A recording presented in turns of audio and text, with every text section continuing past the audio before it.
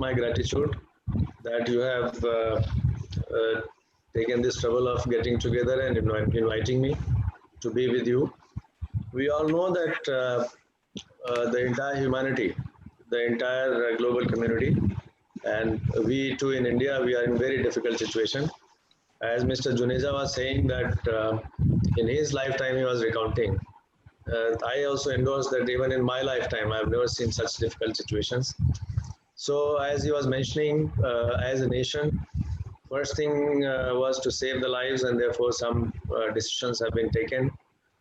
Somewhere it has created some bit of discomfort here and there, and uh, for that, whatever has been the inconvenience from the government side, I can apologize that whatever difficulties you might have faced. Uh, Now moving on, as has been made out, uh, since this is going on, we need to now have strategies which are for saving life as well as to resume the economic activity. And this is where this partnership is very important. The government puts in a framework of some sort of collective discipline, but in a democracy, until unless everybody participates in it with a complete sense of responsibility, it cannot be enforced. So first thing is the short term. Frameworks are there, the disciplinary frameworks are made, but that compliance, that willing compliance is important. And therefore, each one of us, whether in the industry or in the government or people on the street, all of us have to give a kind of, like we have given, we are being appreciated as a nation across the world for handling it so well. And therefore, we need to continue with that process. Coming to our own work, because we know that we in the MSME, we provide the backbone of the industry, we provide the backbone of the economy, and therefore the way we conduct ourselves is going to define so many things in the nation. So not only that we have our own problem, but if we do not conduct ourselves well and with the kind of complete strength of our own self, then this poses other problems to the nation. So one is that I would make some requests. One is that when we are enforcing this kind of discipline, there are a lot of localized nuances. And I'm happy that so many of you from across the country are participating in this. And therefore, what we are now trying to do is we are in next few days, we are now going to dedicate to you some sort of a MSME helpline. Now that helpline is a kind of platform where we'll be able to interact in a dynamic way actually. So the industry associations, the state governments, we in the ministry, other ministries of Government of India, which are supposed to be partner in the process of seeing this smooth transition. So all this, this helpline, what will happen is will be important, and I'll be sending you the format and then seek your suggestion also as to how do we put in place this flow of information where we are able to act together. So there may be issues on ground which with the moment you communicate, we should be able to act on this, state government, industry association, and we in the central government. So this is one part of it. Second is some issues. In fact, I've been talking to a lot of people, various industry associations, and there are some local, highly localized problems, but they have a lot of kind of cascading effect. Like I was told in some of these industry premises, some cases were registered for some corona case being diagnosed. So we had brought it to the notice of Ministry of Home Affairs. Some clarifications have been issued. If you have not received them, I'll share the copy of the advisory which has been issued from Ministry of Home Affairs. So this one, I think it's a dynamic situation. Slowly it will all settle. But it all depends on the way we are able to share information with one another and act together to calibrate whatever little difficulties are left and then move on in a very smooth way. This is where the kind of the mobilization on the part of industry in terms of orienting people to these new conditions of social distancing, because these are not part of our habit.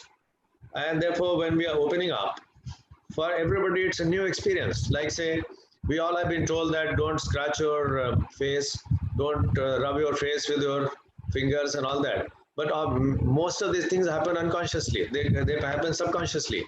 So I have requested people here in Delhi to maybe make some short films, but with your cooperation, I think we should have some of those kind of orientation, short orientation programs. Your maybe HR people and welfare people. We need to put this in place so that the labor and then also the officers who come to the factory premises, we are able to condition them enough so that they are able to adapt to the new regime. Now coming on to the other economic parts of it, in the short run, we are all aware that there are a lot of problems on the front of access to finance. There are a lot of issues. In fact, they have all been brought out. You also written to me. These are things which we are now in the government. We have already processed it, already flagged it to the concerned ministries, and these are all being resolved. They are in the process of being resolved. I'll in next few days I'll share with you whatever we already taken up. Share with Mr. Juneja and your office bearers. Then if there any remainder issue, so what I suggest is after today's deliberations and people when they made their points, if all this can be neatly tabulated, not as a running scroll but theme wise. Say so RBI, these are the issues. Then the Ministry of Finance, Revenue, Tax, Income Tax, GST, these are the issues. Banking, these are the issues. हाँ हाँ आप जब तक करो, मैं तो on ही है, meeting lock नहीं की है. Labor, these are the issues. Logistics, these are the issues. इसको Like the is if you can arrange. Kirti guest जो आ रही है, Whatever we already बना take, दिया.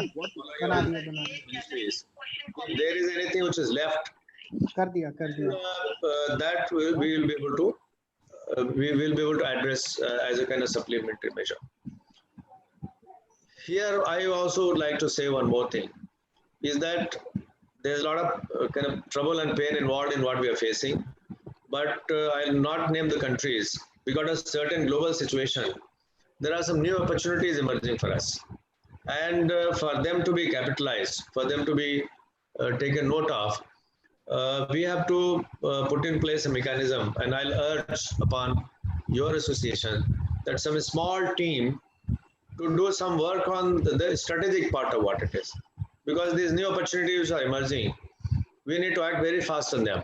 So the possibility of joint venture, people are willing to do the technology transfer to us, that some investments are likely to happen in the country. And what we need to do is, when we are talking about seizing these opportunities, the crux of the matter is whether we have been able to bring that competitiveness point or not. So this competitiveness point is advantage in price and quality. And to this end, from our side, what we are doing is all our schemes now we are restructuring actually. In next 2-3 weeks, we will restructure all our schemes the way they have been. And with your help, with your guidance, what we like to do is we like to nurture the 7 aspects of building that ecosystem, where when we open up, we are able to start it with renewed vigor and strength. And what are these? These are first is the knowledge part of it. And this is where we start with the helpline. And then we also put in place a portal where we are able to give you access to some sort of research-based knowledge as to where are these opportunities, which countries there are new opportunities, where are that we are facing threat in terms of maybe dumping or more imports happening. So this is one part of it. And this also includes innovation. We all know that when we are in difficulty, we have greater capacity to be creative and innovative. And we are known as a nation for being very innovative. So this is the time for us to kind of come up once again, in fact, with greater vigor. And together with you, we would be interested in terms of throwing up those various challenges in the realm of innovation, in various aspects of these enterprise possibilities. And second most important is skilling and reskilling. So our technology centers, we have now geared up, and with Skill India, with your help, we should be able to reskill ourselves to the extent it is necessary. And then access to finance is a great problem now. And all the associations have flagged this with me. We've already taken it up with RBI, and we need to pursue some aspects a little more vigorously. We are doing it. Our Honorable Minister also has already made a statement, and then he has told us very clearly that each item which is bringing discomfort and difficulty to the enterprises should be taken up one by one and again with RBI. So we are in the process. Next 1 or 2 days, we are going to once again communicate with more justification to the Reserve Bank of India and also to the Ministry of Finance. So that finance part, and as I said, I look forward to a very detailed account of what are the issues you would like us to take up with RBI and DFS once again. Then the issue of technology comes, and as I said, our technology centers have been opened up, and they will be available to you for supporting your product innovation and for tooling, for machining, and again our cluster program we are now restructuring. So under that also we should be able to uh, provide some more common facilities in various locations. Market access scheme which we used to run, I would urge upon you to move on a little more on this lean manufacturing, wastage reduction, design support, and so forth. A lot of these comments are coming, I can see here, on this working capital issues, and then this access to capital issues. So as I've said, some these issues we already taken up. And today by evening, if you can send me whatever is raised here in this today's webinar, this I think will be very helpful to us in taking these issues forward. As regards the market access, what I said is that first of all, now we are building up a very comprehensive MIS for you with the help of Indian embassies abroad and also some research teams as to what are these emerging opportunities for India in which country, and what is that point of competitiveness which we need to come up to, and what are those quality standards they are looking after. So if you can dedicate some nodal person or a team from your association, I'll connect them with my team here in Ministry of MSME, and together let us identify some quick areas: short term interest, medium term interest, and long term interest. And together, I think we can make it happen. And whatever changes are necessary in market access scheme, whether it is for exhibition, whether it is for packaging support or whatever, we are willing to work together and make it happen. Somebody is asking about Z. So for your information, what we've done is Z scheme we have completely restructured. And what earlier you would know that it used to start from 2.2 score and up. Now we have made it from 0. So any unit which is interested in going on the journey of Z, we will register that unit.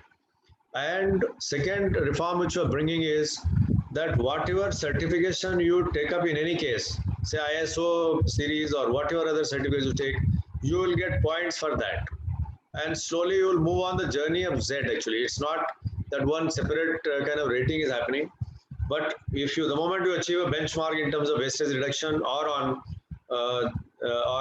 side of this environmental parameters, then you move up in the value chain of Z. I think there are a lot of issues raised with the tax refunds and the GST refunds and all that. We have already taken up this, but what I suggest is state-wise, because you have chapters everywhere. If you can get a little more nodular kind of details, more granular kind of details, it becomes easier for us to take up with those zonal branches or branches rather than generally saying that these refunds are not happening. So I'll urge upon, same applies to delayed payments also. Generally, we are saying that in the CPSEs and then government departments, a lot of payments are pending. When we go for a meeting in Ministry of Finance, then we are told that all is well. All the CPSEs will come there, they say all is well. There's no problem. We have already paid everything. So what I suggest is, if we can get some more inkling about the localized problem, there may be a general issue, but then the problem, like just like for this COVID, we have hotspots. If we can identify those hotspots, it may be easier to deal with some of those deviant people and bring it to the notice of Ministry of Finance and then higher ups. So kindly help us in that, because once a signal goes that the defaults are being reported and acted upon, then others also learn from it and then try to improve their position. Uh, I think some very good suggestions are coming here. I can see in this chat box that is units from the healthcare industry and then these things should be given that extra bit of thrust and promotion. I totally agree with you.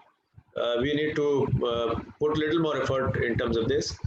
And this helpline, I think, is going to be of good help. And together with you, I think we should be able to uh, take it forward. So these are some general things I wanted to share with you. Many of our schemes, I think details, the way they have been changed, we will put it on this helpline. We'll also put them on our portal. Kindly have a look. We share it with your association so you can give our feedback and we can further change those schemes. Now, I think I'll stop here. I've spoken enough. Uh, I would like to take few suggestions and maybe a few questions and again respond if that is fine. Yes, sir. There are some questions. So, for the benefit of the participants, I'm going to raise these issues which our participants has raised. So, there is one issue raised by several participants. They have requested government to consider 3 months, 1 quarter at least, tax refund that was paid by an individual and identity. So, sir, your views about this? Hello. Just come again. What is the request you said?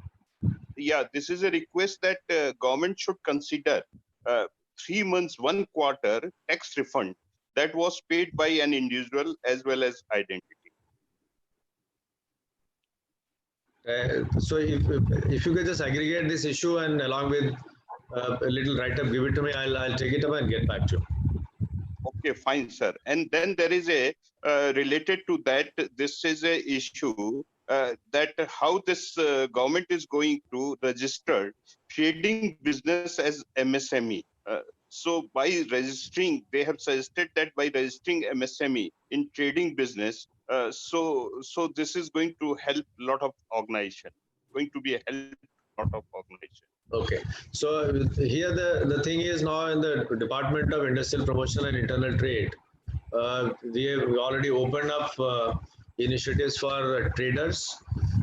They also MSMEs. MSME is a whole lot actually: manufacturers, traders, then agri businesses and service providers, and then social enterprises.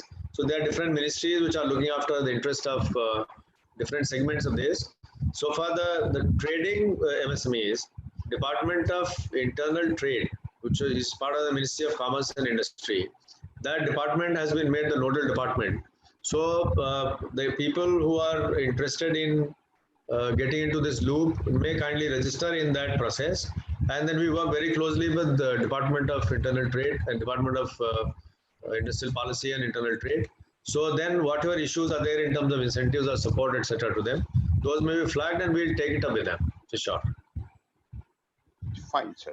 And then, sir, there is a question. Currently, lean cluster program is held by the government. Hope that it will restart and this will help to MSME. Lean program we will start very soon. We are now building up a portal. So the program is already approved in a restructured way. This is going to be far more easy than what it used to be. Even smaller clusters will be allowed. And we'll upscale this program very, very significantly, because this has been our experience that in lean, there is wastage reduction up to about 20-25% on an average.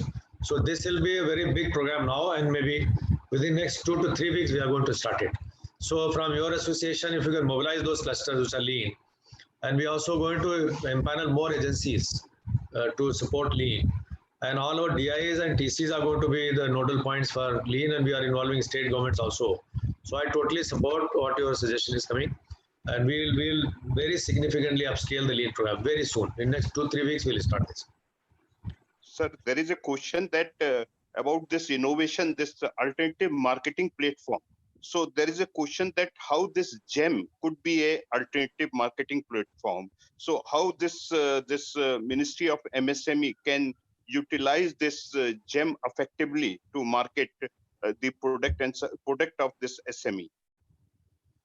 GEM, actually, the way it is designed, it is G2G portal. It's government, only government procurements are by the very design of that portal. We had taken up with them whether they can take up this even private marketplace players there. So they found that in their own architecture that provision was not there. But with their help, the CEO GEM has been very supportive. So they are doing two things. One, we are now, our minister has already given a statement that we are building up our own marketplace. That with the support of GEM we are doing. Second, we are going to take up a very intensive campaign to onboard a lot more people on the government e-marketplace.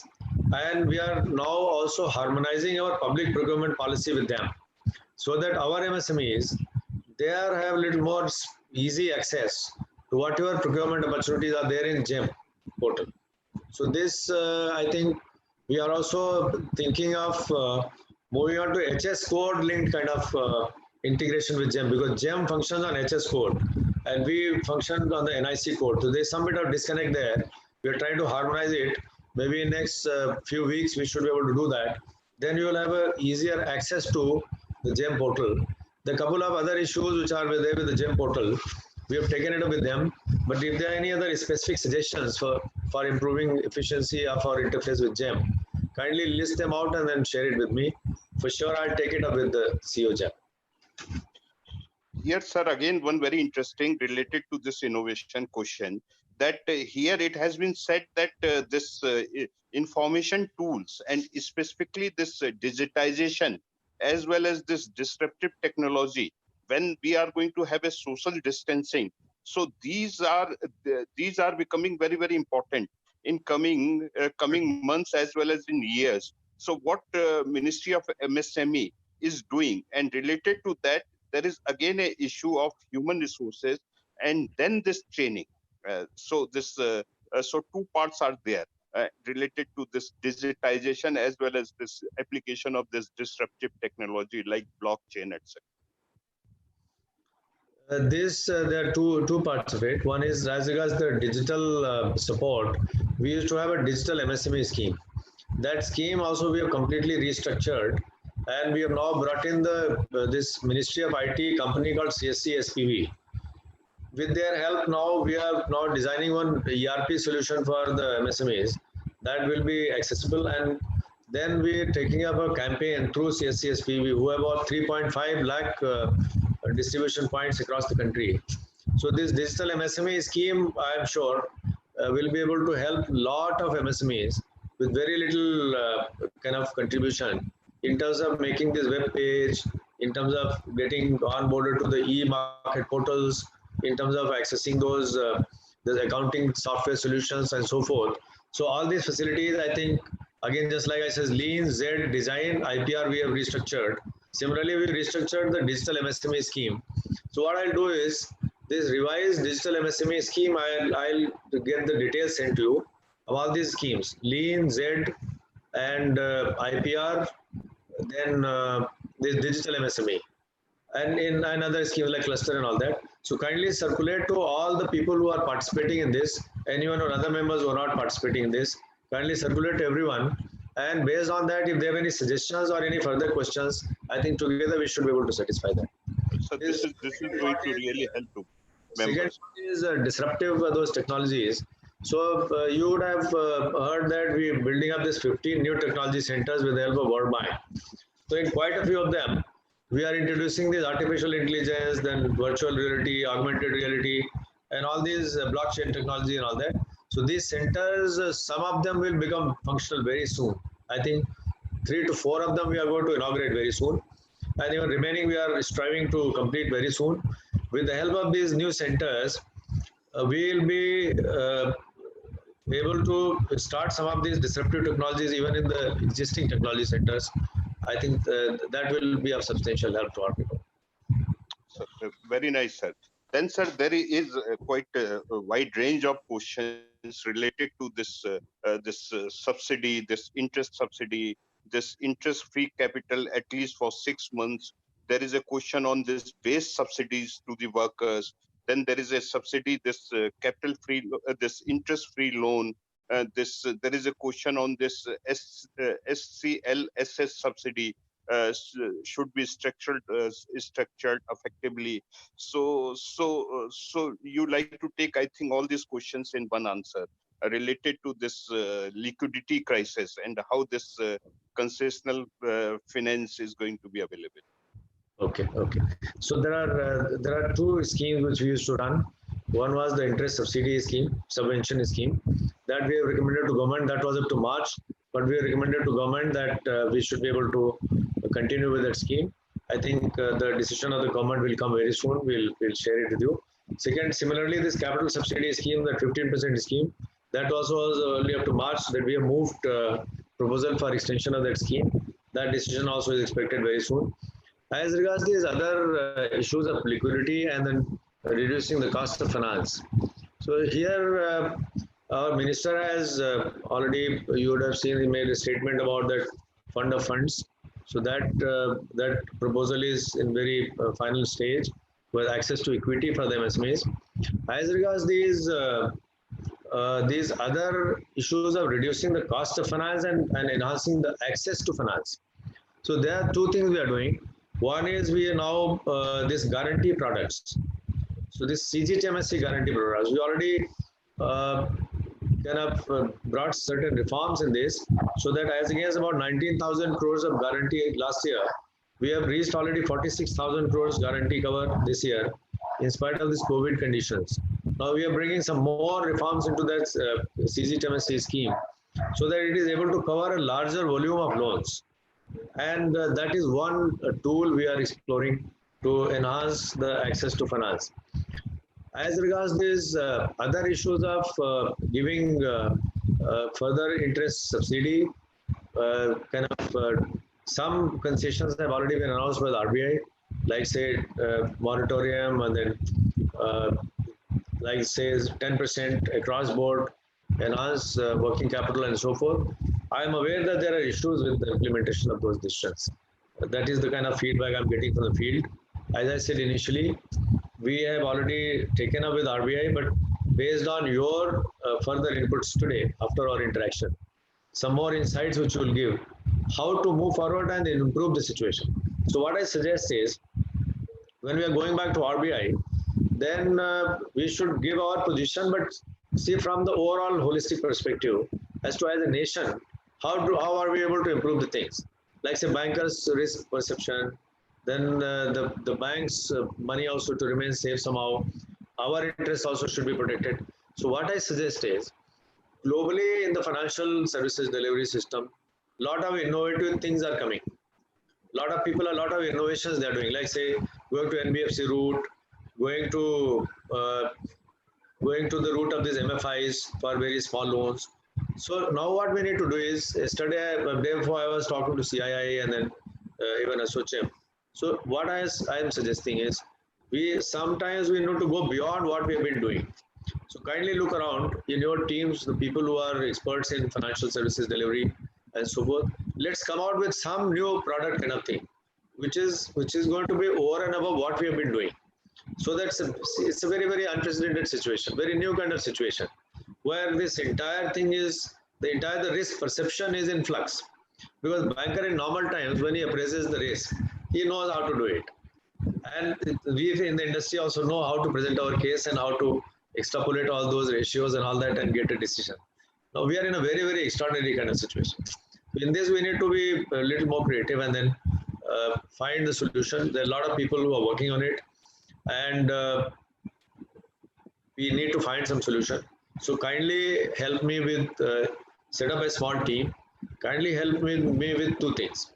One is, wherever the RBI guidelines have been already issued and there are issues with implementation locally, say a particular branch or a region or a zone or a state, or where the general difficulty being faced. So the moment I get your feedback, which is a little more sharply defined and focused and specific, it is easier for me to take up with RBI and then Ministry of Finance. You look here in this area, it is a hotspot. People are not kind of acting in the manner they should because of the direction. They are not acting in that manner.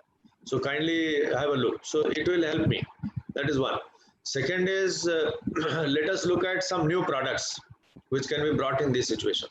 Some things we are working on. These are in the process of being discussed at higher levels of government. So next few days, we will know what is the result after the decision is taken. We'll get back to you on this. But for sure, I totally agree with you. I am there together with you on this, that this is a problem now. This the liquidity is a problem. I accept it. This is the feedback I have generally. We are now making effort here to take steps so that it is we overcome this. But your cooperation is very important. So Very kindly important. set up a small team. Next few days we should be able to think through and then come up with some new solutions if there is. Fine, sir. Last set of questions, sir. That what you are planning to do to help handloom, khadi, handicraft, and healthcare industry sector-based approach, sir. Health, I think there are very new opportunities for us as a country, and health not only in the traditional health in this modern system. This is where now there is plan in the government to encourage more maybe partnerships, bring some more kind of investment from people who can bring a little more capital. Also explore, our minister has given direction that we should explore some externally rated project-based funding for this particular sector. So that is the macro level position. But what I also see that in the Mufassil towns and in rural hinterlands and in these small towns and cities, there are a lot of scope for pushing up the quality of health service delivery. And this for industry, I think I see very new kind of opportunities. When it comes to, again, access to capital for this, I am aware that the appraisal tools which are there for manufacturing or this gross based kind of industry, they are not very sophisticated tools for appraising the services industry side also. So we have to work on it actually. So when we are pushing up the investment in the services industry, we need to work more with the RBI and these banks to see that these appraisal tools are fine tuned further. Let's do that. Second issue is in terms of this entire concept of technology imports. There's certain diagnostic tools and all that we are importing whole hog actually. The question is, what are the opportunities for our MSMEs to at least start making part of it and then assemblies. So there's a lot of, as has been said, there's a lot of room for now being innovative and creative and then explore opportunities both on the manufacturing side of this health industry and also on the services side of the health industry. So I have set up a small team on the services side, and from your side, if you put some nodal person or maybe team of people, I see a lot of opportunities. Coming to the other side, what we have been calling alternate so far, our own say Ayurveda system. Everybody is talking about now the immunity and in immunity boosters and immune boosters and so forth. So you know, Unani, Ayurveda, Siddha, Yoga, and homeopathy. I see very new kind of opportunities emerging, and even on the wellness front for India, tourism and wellness and heritage, and coupled with art and culture, kind of art-based enterprises. I see a lot of opportunities for our enterprises, and this is where I think we need to focus, set up very focused teams to leverage these opportunities. And so this is on the health side. Then those uh, other aspects of these possibilities, as I say, like say countries like South Korea, Japan, there's so many other countries who are showing a lot of interest in terms of working with India, in terms of coming to India through joint venture. Say South Korean bank, when I had visited Seoul some time back, they said they are even willing to bring some finance actually through their own joint venture partner. So what I suggest is, in your association, if you can set up a small desk or some sort of a small nodal person, just to look at this possibility of investments together with other countries. So those MSMEs of other countries, what I'll do is, I'll link you with those people in those countries, those associations of those other countries, and together let us connect our MSMEs who have this possibility of entering into joint venture with them, and together we can take it forward. So nice of you, sir, for giving very lucid answers of all questions. And I hope from the side of participants that I have covered all the major issues. And sir, we would be very happy to work with ministry under the leadership of Dr. J.S. Juneja. Sir, Dr. Juneja, please. Visha sir, thank you very much indeed. You have been very kind. It took a little time to catch up, but once we got caught up, you warmed it up very well. I must say that. Thank you very much. You have given very wide range of, you touch very wide range of issues. And Whatever the other things are, we'll get back to you on these points. And let me say in my own language, आप लघु उद्योगों के रखवाले हो, इनका ध्यान रखो कोई और से और अच्छा कोई पैकेज देते हो ताकि they can kick start it. With that, I would like to thank you so much. Thank you very much, Junaid Saab. Once again, my apologies for being able to join a little late. But as you said, I think you have been very nice to me. And the people who ask questions, they've been, I must say, very kind and very connected, actually. You have asked me questions as one of yourself, and that shows on the quality of your being. Thank you very much for this. Kindly favor me with all your detailed other questions which you have, or what your suggestions you have. My own personal belief is that we have some bit of pain in this transition of COVID. There is stress. So I'm totally with you. I'm not saying that we should celebrate this pain. I think pain is painful. So we have to, but the way the patience with the endurance and then the kind of perseverance with which the industry has gone through it, I really compliment you. I admire the way the entrepreneurs of India have kind of been partner in terms of overcoming this. But coming days, as I say, our days, I think they're very new opportunities, and together I think we will.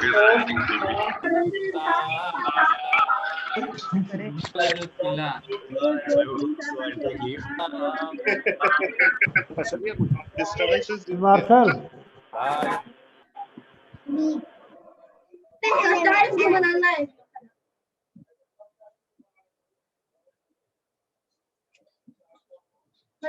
पूरा साथ गोवा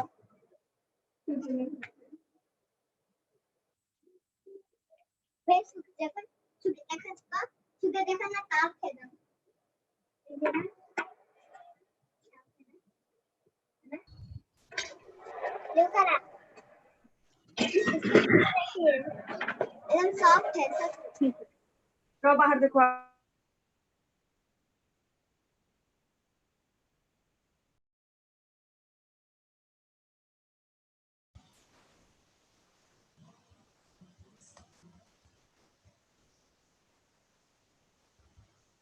तो ये कौन आ रहा है? You are muted by host. Some kind of problem is there. So we are solving. Okay.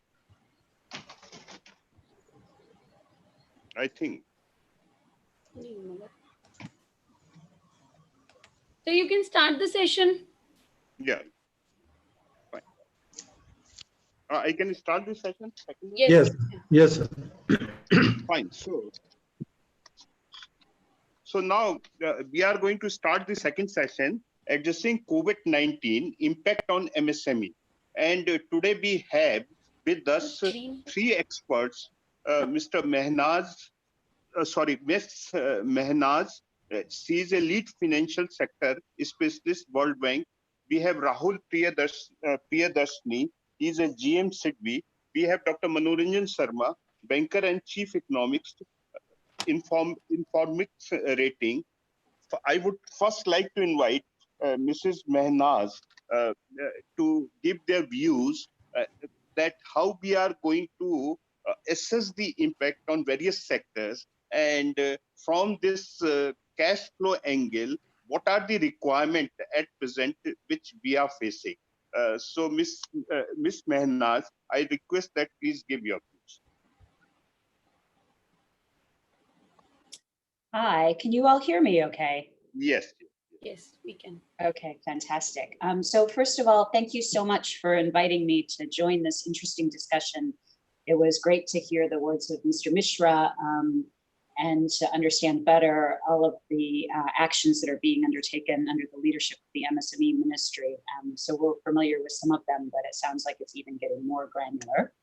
And I would also like to say good evening from Bangkok. I'm sorry that we're not all together in our traditional conference space, but also it's a nice testament to kind of our joint resilience and commitment to getting MSMEs back on a growth path, hopefully following the the next phase of this economic recovery. So With that being said, maybe I just wanted to give a little bit of a perspective from the World Bank's point of view, and not so much on India. I can talk about India, and India is the main country on which I work, but just a sense of a kind of a global perspective on how we're looking at this with respect to its impact on firms. We're trying very much to understand the transition mechanisms so that we can make recommendations on policy agenda that will really address the key issues in the sector. And to the extent I can, then I'm happy to talk about how that might apply to India as well. Much of the work that we're doing right now is understanding what other emerging markets are doing at this moment, or that have done in recent crises as well. So we've drawn on information that's happening both in real time, but in the past probably 2 decades, and tried to put that into a framework. So that's kind of the perspective from which I'm starting. Some key messages up front. I think from our view, we're seeing the damage of COVID to very healthy firms. These are the ones we're most concerned about, in 3 different ways. The first way is through a fall in demand. The second is through reduced input supply. And the third is through the tightening of the credit conditions. Now, the first 2, the steep decline in demand and possible disruption of supplies, those will vary very much according to the sector, the geography, the types of firms, et cetera. But the third one, in terms of credit conditions, probably applies to most firms. So I think we just kind of want to keep that in mind. In terms of support, there's sort of the immediate short-term support that's needed, and then I think more structural support that will have to come. I always like to say après le déluge. So after this initial wave passes, then we need to think very carefully about how we rebuild certain sectors. But in the short term, our main objective is to keep, we like to say, to keep the lights on. So to make sure that firms who are under, in normal circumstances, productive and capable can maintain their viability and we don't lose them. And some of the kind of the key policy responses that we've seen globally are grants, the use of guarantees. Mr. Mishra was mentioning some guarantees, concessional lending, new trade finance mechanisms. I heard GEMS being referred to. So we see a big role for public procurement, factoring, tax credits was part of the conversation. Some regulatory forbearance on debts, relaxation of utility payments. So these are all things that are happening in other jurisdictions, and I believe happening very actively in India. And I would like to particularly point out a lot of the actions that the RBI has taken of late. We, in general, think that the measures that are taken have to be very transparent and timely. So they have very high fiscal costs. Some of them could entail distortions in product markets. So it's important that these policy mechanisms are put in place, but at a certain point, then they're relaxed. The ways of delivery we're seeing across the world vary, but those countries who have more advanced technology delivery services, particularly in fintech, seem to be at an advantage to others. So it's easier to get quick benefit transfers to individuals.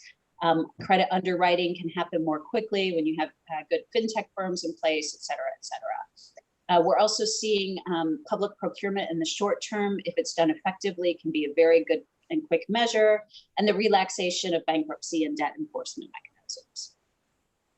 One important point that we're always talking about when we're talking about these policy responses is it's really important not to forget about the smaller firms, the more vulnerable firms, the informal firms who might not have access to the same delivery channels that the formal larger firms have. And we do have some views on how to better reach those firms. And the main objective overall is really to get firms to survive this crisis and to return them to kind of the pre-COVID levels of productivity. So all of these policy responses are done with that objective. So that's kind of the big picture. And let me just take 2 or 3 more minutes. I don't want to take too much of your time, but to talk maybe a little bit more in detail on what we mean. Yeah, please talk in detail. Yeah.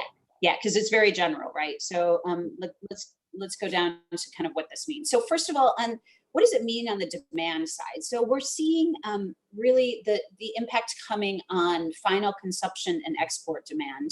So firms who are losing their final customers or who are no longer able to export to international markets. So that's one space. And then others are experiencing difficulties through the supply chain. So their buyers either have gone into bankruptcy, have also temporarily closed shop.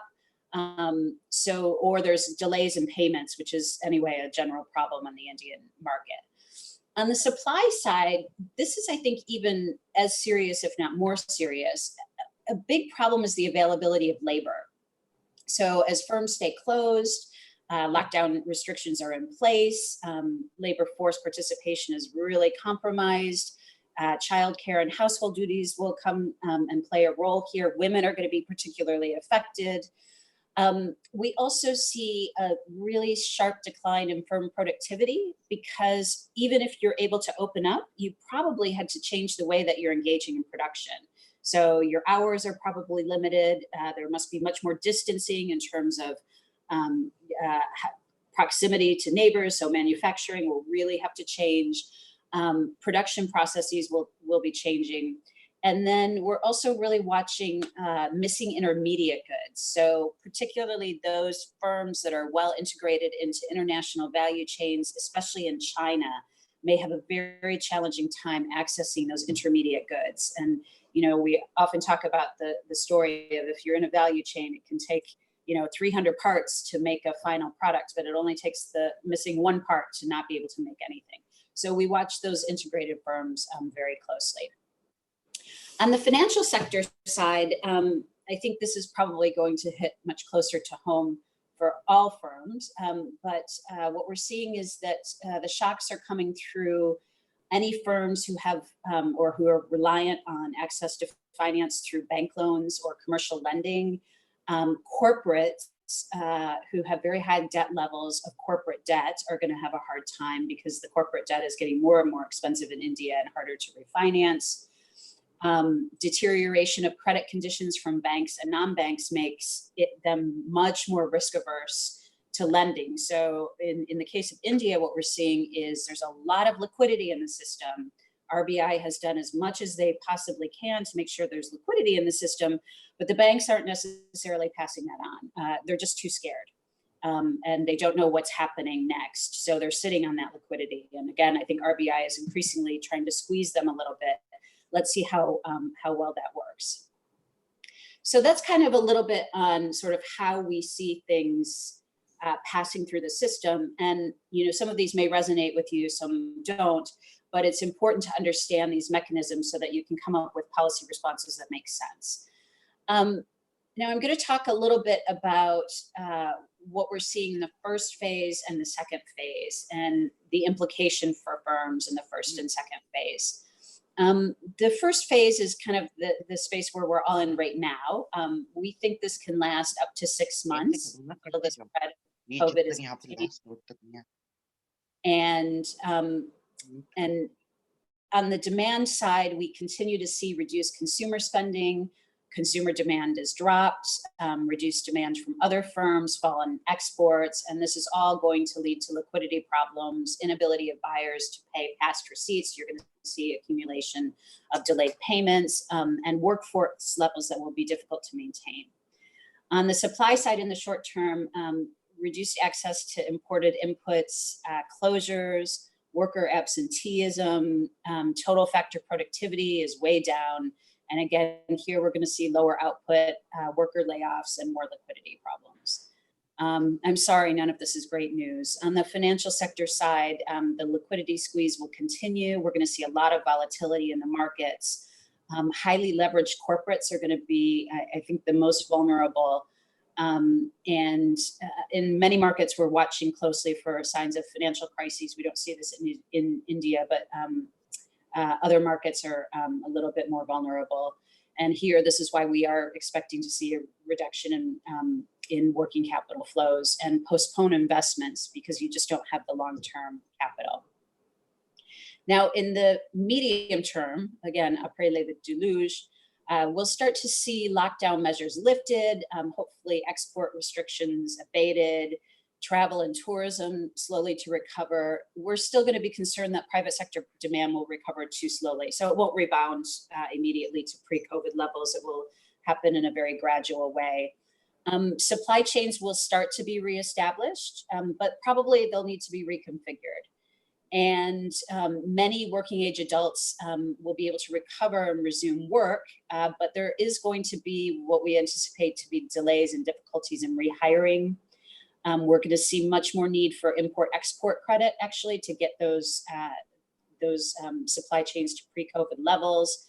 And it's going to be very important to make sure that firms understand some of the new export opportunities. There will be a shift in where the opportunities are, and it's important to make sure that they have that information.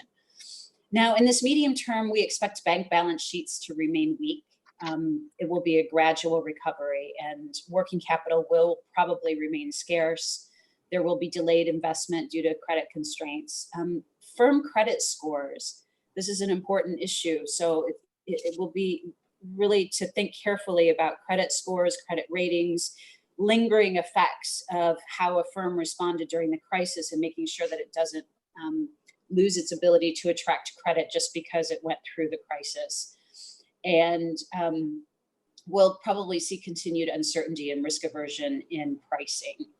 So kind of that being said, what do we do about this? And one thing we want to make sure that in our dialogue with our clients, we do kind of emphasize that it's important to focus not just on all firms across the board, but to have some targeted areas of intervention. In a place like India, where the space is so vast, this will be more challenging.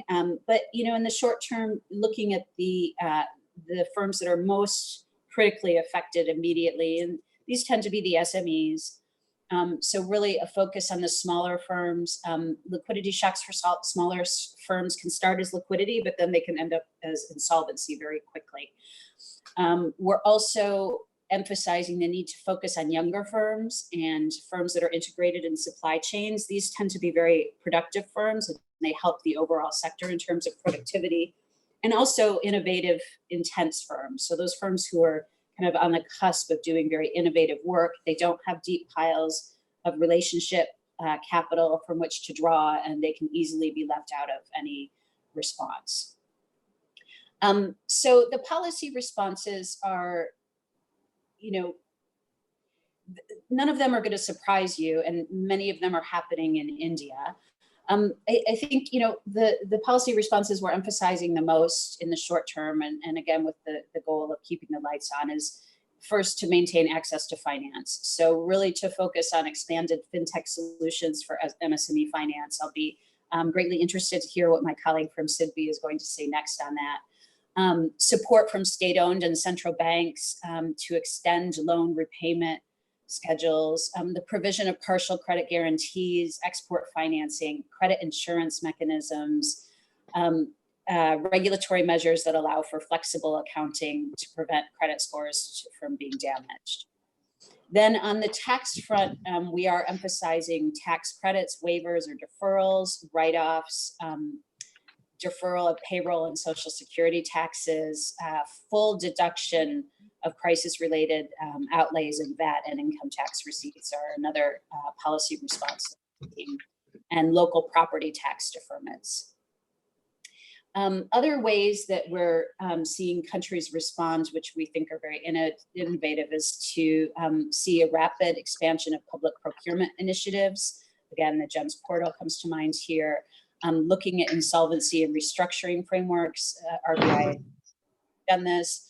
Direct transfers, expedited payments from government suppliers. So sometimes, government can be very delayed in its payments. It will be important to expedite those and move them quickly. And even grants for informal businesses. This is a great opportunity to provide incentives for the informal firms to come into the formal sector through grants that might be linked to registration, for example, so that you actually get something out of it. And so those are kind of the policy responses in the immediate term. And I guess I would just say there's one last thing, which is there are some firms that are systemically important. So sectors with, really strong input-output linkages, and those actually really need to be a focus of some targeting. So in the medium term, though, things become a little bit more blurry. And I think that they will depend a lot more on the country context. I think those short-term responses would be applicable to many countries across the globe. And again, many of them are being undertaken in India right now. But, once we have the luxury of sitting back and thinking about what to do next over time, it becomes a little trickier. And, what we're seeing the consideration of is really how do you restore credit flows and how do you restore confidence in the financial markets to really reach out and to lend again. And here we see a really big importance for credit guarantee schemes and credit factoring. Again, Mr. Mishra mentioned both of those. To reactivate trade flows and value chain participation. So we need much more robust import and export credit arrangements and import duties to be kept low. Recalibrating tax incentives towards promoting investment. So scaling back payroll taxes, for example, accelerated depreciation for capital investments. And then redirecting that fiscal support that was originally for emergency measures to actually temporary job creation programs, another policy that we're starting to see emerge.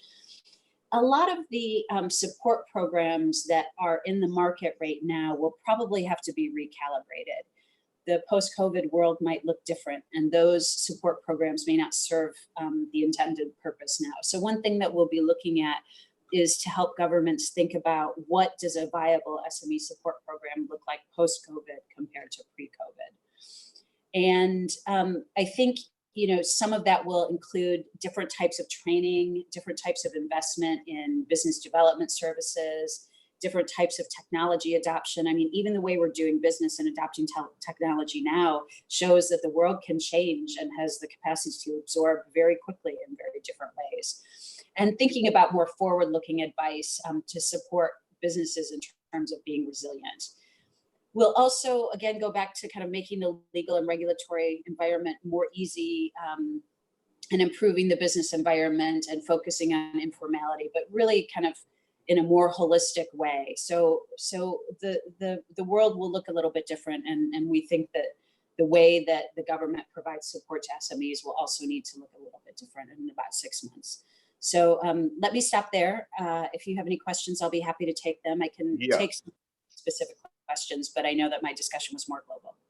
Yeah, Mehnaz, thank you very much. This really a very detailed discussion you have done on the impact on this MSME and the innovative finance product, fintech, which could be introduced in this kind of scenario. Now, I would first all the speakers give their viewpoint.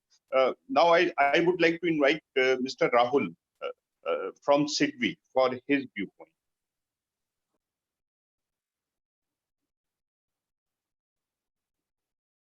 Good evening to everybody. Mehnaz, good evening. Manoranjan ji, good evening. Yeah. So first of all, 2-3 points which I would like Mehnaz to respond later. The first is that given the situation all over the world, which country do you think has moved ahead very fast in terms of mitigating the problems of the SMEs? Because you would have a wider perspective across the globe, or at least in the region, in case if you have certain details of that, if you can enlighten us about that. Now, coming to the issue of MSMEs in this region of Chandigarh, which consists of 4 or 5 states, the issue is really bad in 2 senses. First, it was the impact of the slowdown in the auto sector during the year 2019-20, and towards the end, this blow from the COVID-19 disease. I have been speaking to the various units, various assisted units of SIDBI, and just trying to figure out as to how is the position there. The first and foremost position I can straight away say that most of the units that I have spoken to, they say that their unit is closed. Now, closed for 2-3 reasons. One, because of the curfew, nobody can move.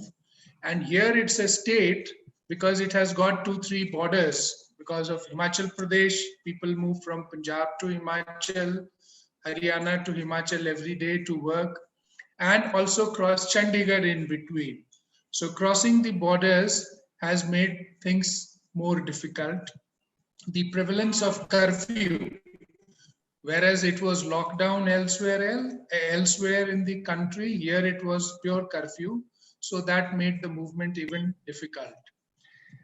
The point is that the first reaction that came from the regulatory authorities was from the RBI about the moratorium that they gave to the units.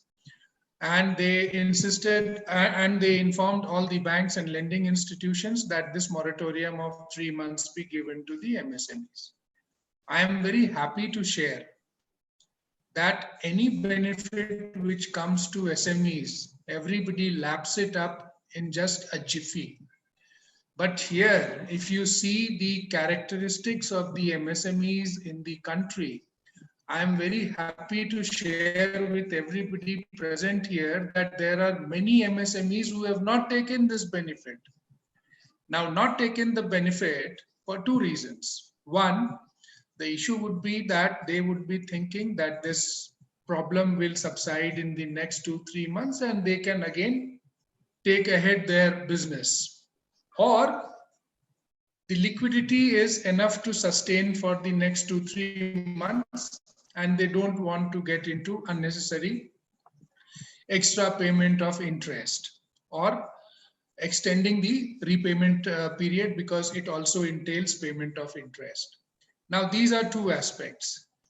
And in places like Jalandhar, where we would have expected that the entire assisted units would come ahead and ask for the moratorium benefits, 1/3 has not even bothered. They have just paid their dues in time. So that's a very healthy picture as far as I see, for 2 reasons: that the culture of taking money and not repaying over the years has improved to such an extent that even if you are willing to give free money and if it is repayable, our entrepreneurs say, no, we will not take because it has to be repaid. So there has been a cultural shift and this is a very welcome measure. Now, the point is how to go about it after this lockdown or the curfew is over. The first problem that most of the MSMEs will face is the labor problem. Labor problem because the labor exodus from these regions where there are migrant laborers is going to happen in the first instance when movement is allowed. They have not been able to leave because of the constraints imposed by the government. The day this lockdown and movement is allowed, labor is going to be in severe shortage in this industrial region of Punjab, Haryana, and Himachal. So that's going to be one major problem that I foresee. Second part is regarding the liquidity. Yes, liquidity is a problem, and SIDBI has responded immediately and has started various schemes of financial assistance to assist its units to take help from SIDBI to come over their liquidity crisis. Repayments are stuck, orders are not coming, payments which had been made, machines are yet to arrive. The capex, which happens a lot in the last few months of the quarter and early months of the financial year, that has gone for a complete toss. Automobile sector, now this is the time when during Akshaya Tritiya one sees a lot of sale of automobile. This will be zero this time because shops will not be opening. Ultimately, the demand part has taken a toll. The demand has taken a hit, and demand for automobiles and various other sectors is going to be a big problem. Even when the issues return to normalcy, what happens to the hospitality sector? Because this area of Jammu Kashmir, Himachal, there are the hospitality of tourist resorts, hotels. This is going to suffer because for the next 1 year, 1.5 years, people will be very, very, very scared to come out and go out for normal visits to these places.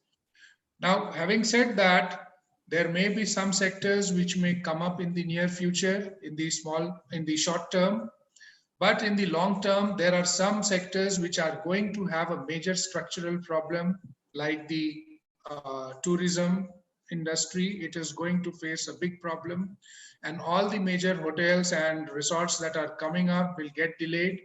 Bookings have been cancelled. Future bookings for the summer season, it is complete zero. And apart from that, beyond 6 months, beyond 5 months, if you see, I don't think there is going to be any improvement in this situation. The liquidity aspect is being taken care of by the bank. The RBI has come up with certain schemes which has been helpful to the MSMEs.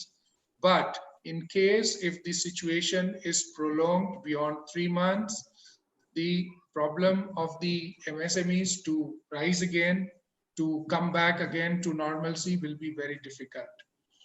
Now, I am sure Mr. Manoranjan Sharma would comment upon the issues of rating. Now, how will the ratings suffer because of delayed payments by the MSMEs, their leverage position of their because of the leveraging that they have now? These aspects, how the rating agencies are going to look at it, and what impact it will have on the MSMEs. Other than that, the major problem that I have listed out is the labor is going to be a major problem. Finance is always available, and banks and financial institutions like SIDBI, they are always there to extend helping arm to the MSMEs, to their clients. But certain sectors will have a major structural problem for a few years ahead, because the tourism sector, I don't see any major boost in tourism sector at least for a year. And what happens after that, how that sector, the issues of that sector have to be addressed. It's a call which the association of the hotel industry should take up, what extra requirements they will have, plus new projects that were proposed or that were supposed to come up. All that will be put to a halt. So from a lender's perspective, a new project which was supposed to come up in the manufacturing as well as tourism sector, it's going to be very difficult. Apart from this, if there is any question I would like to address, Agrawal Saab, hope that is fine from my side. I have a question. Rahulji, Dr. Ji, Juneja, I'd like to ask you the 15,000 crore which you got from RBI recently. You know, are you going to for this for reimbursement, or is there any special scheme you are going to come up with? Sir, there are two ways by which we are going to, I'm talking about that 15,000 crore extra you got from RBI. 15,000 crore you got extra. Yeah. Yes, sir. So this is going to be done through two ways. People who are in the field in various parts of the country, they are going to assist the MSMEs directly also. So all the branch offices and the regional offices, they are going to help the MSMEs directly through this kitty. Secondly, it is also to be given as a reimbursement to banks and to NBFCs for on lending or as a refinancing basically. Sorry, sir? For refinancing. Yes, sir. Yes, sir. Yes, sir. Okay. So, but then all this, I just emphasize the point that even if it is being refinanced there will be a direct window also for the MSMEs opened up. It has already been opened up, and we have already reached out to our customers in this region. There are several people who are willing to take it. There are several people who are not in a position to take now because they want to watch the situation and then go ahead. Capex is definitely taking a hit because the proposals which were coming to us in the last financial year, it had slowed down because of the automobile sector slowdown, and with this COVID-19, Capex is going to take a hit. But as far as liquidity for the existing customers is concerned, we are well prepared. Our customers are also well aware of these schemes. And second, the customer behavioral aspect is the best thing that has come out in this crisis. It's not that just because money is available, they are reaching to us. They have taken a conscious call whether to take or not, even to take the moratorium that has been extended by RBI or not. So that is one behavioral aspect of the customer which has given me immense strength that this segment is going to kick back very soon. Thank you, sir. What is the rate of interest, wide range for Fine, sir. direct lending? Sir, let us complete, sir, first, then we can have this question answer, sir. Okay. Fine. Dr. Manoranjan, sir. Yeah, Rahul, have you completed? Otherwise, I'll invite Dr. Manoranjan Sharma. Then we will have please, this. Please. Yeah. Please. Dr. Manoranjan Sharma, your viewpoint.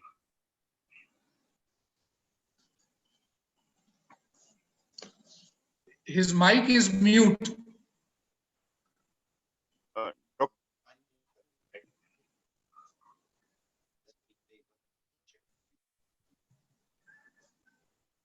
Manoranjan, can you please unmute your mic? Is it okay? Yeah, now it is okay. Yeah. Oh, okay, I was unmuted by the host. Okay. Thank you, Dr. Raj Agrawal, Rahul Predarshi, and Ms. Mehnaz, and all others. I think various aspects of this issue, COVID-19, have been discussed in great detail. So let me try to give you here some kind of a big picture, and also we'll come to some granular details which seem to be of considerable contextual significance at this difficult times. If you look at things in a proper historical perspective, you'll find that we are living in a difficult times.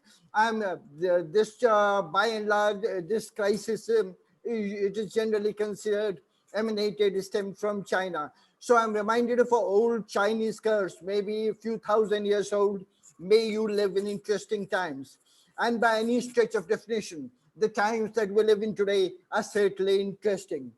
COVID-19 impacted economic activity in India directly due to lockdowns and also through second round effects operating through global trade and growth.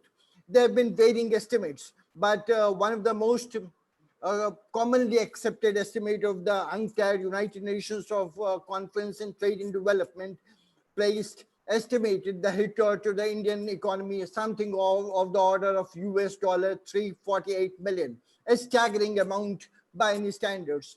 But what is of concern to all of us here that this was in the early days, and this now seems to be something of an underestimate, also reflected in varying perceptions of GDP growth, whether you look at Fitch, whether you look at ADB, whether you look at Moody's, the Government of India, or even the Reserve Bank of India. Things have deteriorated so sharply that we are looking in a growth band of something like 0.8 to 2.5%. This is the kind of a broader picture. So what attempts could we do to accelerate, to set things right in at least in a limited manner?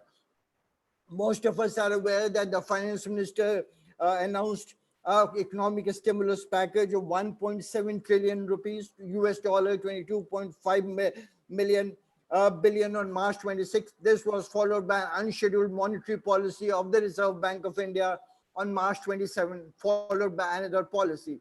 My submission to you here is that all this should not be looked at some kind of an isolated, in some kind of silos. All this is a part of a series of coordinated and concerted attempt on the part of the various stakeholders, the Government of India, the Reserve Bank of India, bankers, all other industry association, so that we can mitigate the crisis. As I said, several welcome measures have already been taken. but MSMEs have been disproportionately hit. MSMEs are more vulnerable, more susceptible to these problems. And here, one basic fundamental issue which emerges is the timeliness, the adequacy. I think we have a large number of people from the industry here also participating. Several of them have raised these concerns that the measures, and Mr. Mishra also gave a good account of the kind of measures the government of India has already initiated, some other measures which are something like work in progress. But then are these measures adequate? Are these measures enough? Certainly not, and much more needs to be done. Again, there have been large number of estimates by independent uh, bodies, respected bodies, but some of the estimates by the most respected institutions in the world. For example, I was looking at estimate by McKinsey, which is globally accepted to be fair, transparent, objective in its assessment, and the kind of estimates, the kind of granular assessment they have done of the sectors, especially if Q1, is absolutely scary in sectors like auto industries, construction, textiles, freight, metals and mining, power. You have the entire development spectrum playing out here, where the compression in Q1 in terms of income, in terms of output, in terms of employment is seen to the extent of, let us say, 50 to 70%. So this is a very serious problem. And I think Rahul or Mehnaz also mentioned that at this difficult juncture, now that the lockdown has already been around for quite some time, we have also to look at the exit strategy. What could be the basic elements of the exit strategy going forward? When once this lockdown is lifted, how do we go about it? I think one of your fellow panelists mentioned that maybe there's not all gloom and doom, and I think there are several pockets of opportunity. I think Mr. Mishra also mentioned, for obvious reasons, he did not name China. But then over the last 25, 30 years, China has emerged as some kind of a global factory. This provides a real level playing opportunity for us. A lot of countries at the global level have already announced a decision to shift bases from China, and there are some other measures in place. But then the center and the state government, working in a coordinated and concerted manner, have to take several steps to alleviate the pain, the misery, and the suffering of their large number of MSMEs. I think ad hoc sanction of working capital of 25% of sanction limit, deferment of EMIs, some cases the RBI has already announced, but then similar relief perhaps could be announced to NBFCs, creation of a corpus by the government of India to help MSMEs tide over the crisis, measures for improving. I think Rahul also referred that the welfare of the workers, large number of workers working in the diverse MSME spectrum, they need to be looked off, particularly during the temporary shutdown phases, 90 days extension for payment of employers' contribution of PF, ESIS, insurance cover. There should also be close monitoring of payment delays by CPSUs. Mr. Mishra mentioned this aspect, that sometimes we have a tendency to refer to these in some kind of a broad brush approach. But maybe if the industry association could come up with specific examples, with concrete instances, this will help the government of India to go forward. I think one of the participants is that deferment of the GST levies for the next quarter by about 50%, quicker refund of income tax, all pending dues to the MSMEs, other dues from the government, some other relief in terms of rents, other things also need to be seriously considered. Because the situation we are looking at from the MSME, to my mind, this is basically three implications. The one is we have a low capex cycle, capital expenditure to create new capacity, low employment, unemployment due to cost control and lack of opportunity, low tax measures for the government. While as MSMEs, I think we have done as a rating company, we have done a detailed analysis of some of the major sectors which constitute. We have looked at various things. I don't think we will have time to go into all that detail, those kind of granular disaggregated data. which industries have been more severely hit, which have been hit to a lesser extent. We have also looked at the kind of timeline by which they can be rehabilitated. But let me put across some kind of a contrarian view in this kind of a discussion. There is always some kind of a tendency to uh, give this kind of an argument that this step is needed on part of the government, on the part of the Reserve Bank, on the part of Indian Bank Association, on the part of rating institutions for a quicker upgrade. All these are valid points, and we firmly stand with the MSMEs so that they are able to make their due contribution so that India is able to realize its avowed objectives in conformity with the challenges of today and the expectations of tomorrow. But then, if we are, I think someone else also referred to this kind of a holistic, a wholesome picture. If we are to look at this entire situation, its entirety, in a holistic manner, we have also to sensitize MSME. There are several issues in which they can also put their best foot forward, in which they can also significantly contribute in improving the overall scenario.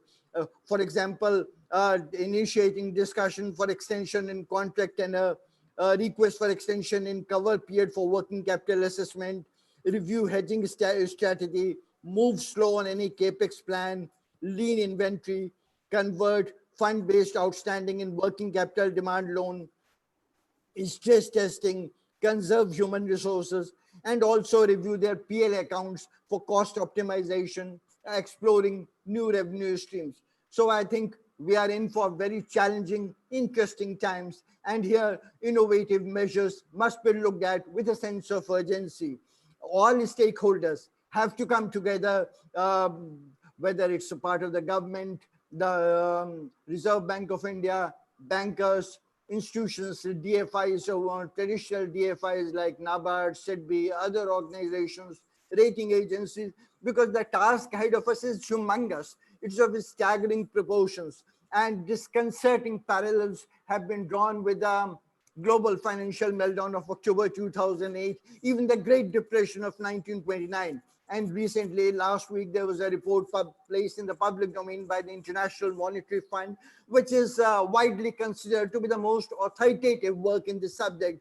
And they have said that the kind of scary scenarios which are fleshing out, which are playing out in the public domain, they see that even that global depression of 1929 may seem milder, may seem a much paler vision. In case of MSMEs, there are three important ways in which we look at their contribution to income, to output, to employment. And all three have taken a very severe hit. So perhaps, as Ram Mohan Mishra ji also said, we need to tabulate the basic grievances of MSMEs, put them across to the government, put our best foot forward. All of us have to work in a close, coordinated manner so that things could be set right. These are difficult times. These are challenging times, but this exit is going to be difficult in more ways than one. And all of us have to play our due role in so that India once again, if I refer to the IMF report, as you know, there are about 200 countries in the IMF World Bank's data set. And they have forecast that except for two countries, India and China, all other major economies are likely to go into some kind of prolonged recession. A recession, sometimes in India, I think, unfortunately, is used in a loose sense. Even when you have a macroeconomic slowdown of the kind seen in India in the last, people refer to it as a recession, recessionary condition. But technically speaking, in terms of economic and banking terminology, a recession is something when you have two successive quarters of negative growth. So this is likely to pan out in most parts of the world. In India, even by the most proponents of, let us say, gloom and doom, we are likely to end this year with a GDP growth of, let us say, something in the range of 0.8 to 2.5%, in which MSMEs have a dynamic and a vibrant role to play. There are some temporary cash flow problems. There are some significant long-term problems also. So let us all to come together so that we can address the situation, and MSMEs have always shown dynamism, resilience. They have immense capability to withstand all different problems. I am confident to get these are difficult times, these are challenging times, but we will come across without will be able to withstand these shocks, both demand side shocks and supply shock. Because usually in economics or banking scenario, we have one side panning out. This was also initially seen mainly as a supply shock, but then as later we had examples and examples from across the industry, across different sectors, from the bankers, from the government of India, also from anecdotal evidence that this was not just a supply side problem, but there's also severe demand side problem. When people are not able to work, their incomes, their employment takes a huge hit. So all of us have to come together, and maybe we'll be able to find some innovative solutions to these difficult times. Thank you. Yeah, thank you, Dr. Manoranjan Sharma, for your very lucid comments. Now we can have this question answers. So I have quite large number of questions. So first set of questions are related again to this subsidy, this exemption, this deferment. So like this refund, GST refund, this advanced tax refund, other kind of refunds, this compliances. Although Mr. Misra has answered, but still they want to know from you related to that. So I think that you both are the bankers, so you can answer these questions quite well. So this is what what could be done first in case of this GST refund and other kind of refunds. So how quickly and how fast government should do it? Sir, may I step in, please? Yeah. Yeah, please. Okay. Sir, of course, this is a question which is directed to the government, and we'll not be in a position to respond to that. But the need of the hour is that the GST refund which gets stuck for more than 3 months, that has to be necessarily and immediately released. Say the TAT, the turnaround time for a GST refund has to be shortened as far as possible, because that is a wholesome amount of an MSME which is stuck. I may come up with a financial assistance scheme that against your GST payments, I can give money to the borrower, to the MSME. But the point is that comes at a cost to the borrower. I may step in, but the point is that it comes with a cost to the borrower. So the best part is that this turnaround time for GST refund should be made as low as possible. Regarding the other refunds, during Mr. Mishra's time when he was present here, somebody had mentioned that 1 quarter's income tax payment may be given to individuals as well as to industry.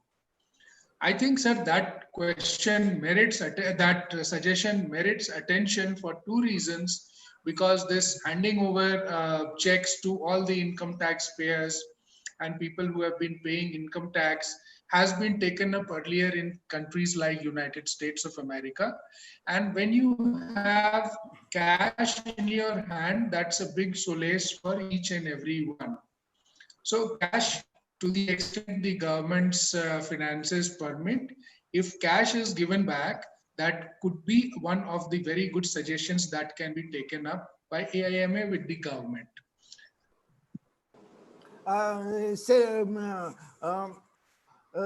Raj, with your permission, let me supplement Rahul's point. I have been interacting with a lot of MSME associations in and around the NCR regions. And apart from this, what Rahul said, quicker refund of GST, another issue which has come up is that for the next 2 quarters, the GST dues could be halved. The manufacturers and industrialists should be liable to pay only half of their GST dues. This has been coming up in a lot of my discussions with the MSME units. I tried to find out what are their issues, and how best they can be rehabilitated. So again, as Rahul pointed out, this is something which lies in the Government of India domain, but at our level, at different forums, we have tried to put across this point forcefully at different levels of the government, administration, and I'm told by responsible persons at different levels that this is being seriously considered. Well, what would be the view it would be taken ultimately is anyone's guess, but I can assure you that the government is seriously considered. All options are on the table and all options are seriously being considered today. Fine. So this another set of questions related to that. This is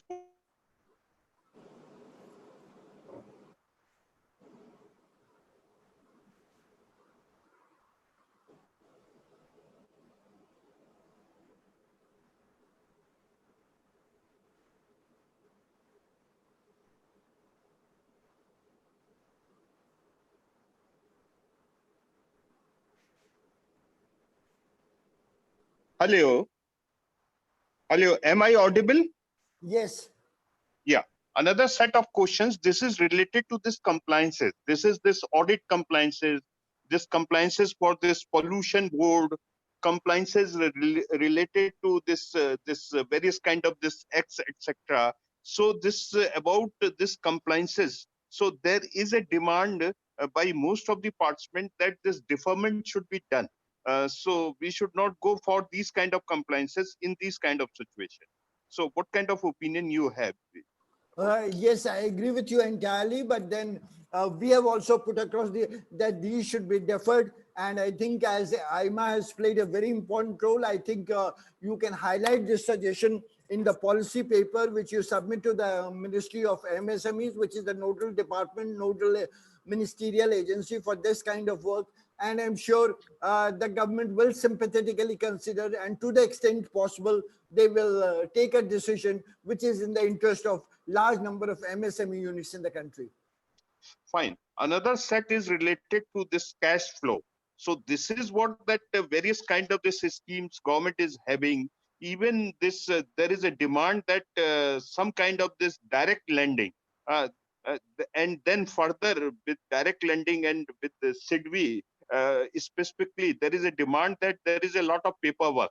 A lot of papers are required. So how this direct lending that could be promoted, how this equity participation, this could by the government, this could be promoted. And likewise, this is what that this concessional loan, this could be further provided. And then whatsoever funding is there in existing loans, how this funding could be enhanced. And then as Mehnaz has pointed out some innovative financing scheme, how these schemes could be introduced in India, factoring, etc. Who would like to take this, Mehnaz? No, I think it should go to Rahul because it relates No, to SIDBI. Yes, yes, sir. Sir, there are two aspects. Regarding the equity support, the details are yet to come. The announcement has been made by Honorable Minister, so details and as and when the scheme is launched, we'll be in a position to react on that. Regarding the support of 15,000 crore, as Mr. Juneja was also asking, it is for our existing customers and it's the liquidity support that is extended. The rate of interest is repo plus 3%. So a fairly good rate of interest on the liquidity support measures that SIDBI is extending. At the moment, the issue about equity support and other things, when you have a problem of expansion, no issues of unavailability of securities. So when you are going in for an expansion mode, you definitely in MSME equity is a big hindrance. Because until and unless you give a collateral to a banker in the normal mode, the banker is not going to finance, but that is how the banking system works. So the equity support, as and when it comes, we will also take a look at it, and that will definitely work out very well. The point about the support to industries which are outside the purview of SIDBI, they can be done through the banks, because we'll be reimbursing to the banks also, we'll be refinancing the banks for their assistance made out to their MSMEs. So the entire ecosystem is being helped. Either my direct customers or customers who are or borrowers who are not with us, they can go through their own banks. Other than that, sir, any other question was there, sir? Yeah. Another Agrawal set of sir? questions. This is on this export and import. This aspect we have not covered. First, on this import, this is what that this relates that most of the like this pharma sector, they are dependent on import of raw material from various part of the world, and specifically for this from China. So there is a price variation, and this price variation, this is leading to increase in cost. So this is what that import is going to be the costlier. So what kind of this support government can provide in this particular area? Although again from the government. Well, sir, it belongs.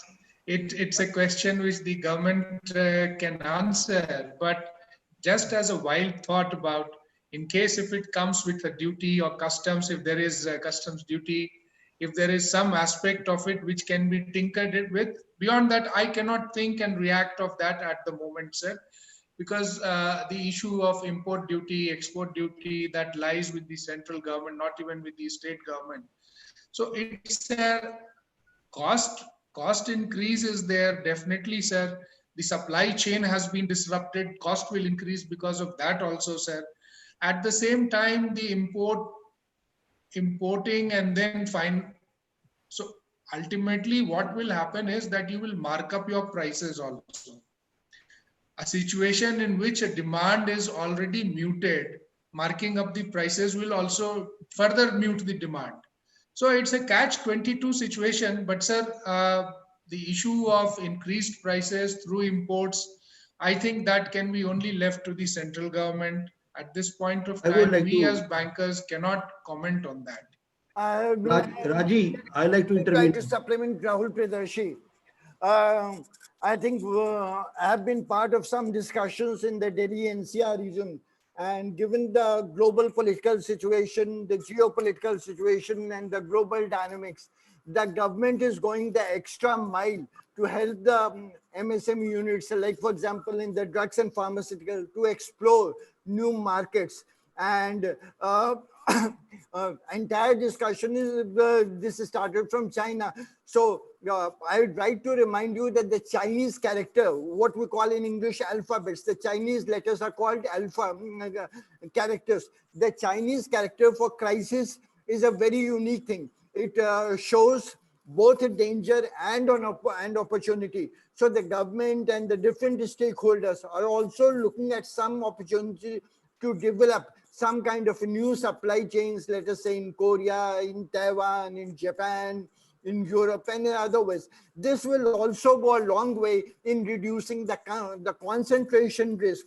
Or there could be some immediate pain points in the term, in sense of, let us say, a little higher price, but attempts are being made at all levels, even in the banking industry.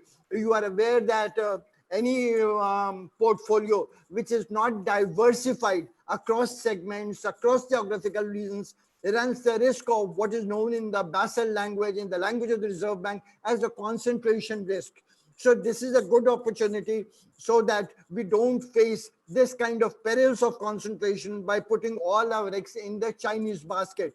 And given the geopolitical situation, given the kind of global dynamics that is panning out all over the world, some kind of an upsurge of resentment against China, the government of India and different players, I would not like to, I've been part of some discussions, so I think it would not be proper for me to name the different forums. We are trying to use it, trying to leverage this challenge as an opportunity so that in the days ahead, India comes out stronger and much more diversified in terms of its supply chains, in terms of its import and export baskets. Thank you. Raji, I like to say on this word. Yeah, please, sir. You want to we say have a strong base.